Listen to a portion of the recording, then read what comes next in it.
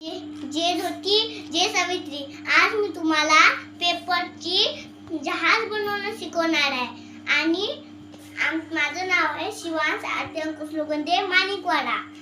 आता मी तुम्हाला जहाज बनवायचा.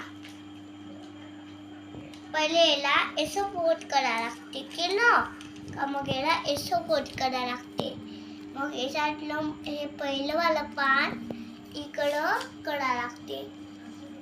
मग आहे ना, हे सगळे पानं इकडं घ्यायला लागते.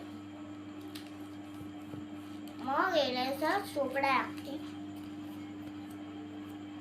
आणि मग याला असं उघडा लागते आणि मग या असं करा लागते आणि मग याला उघडा लागते.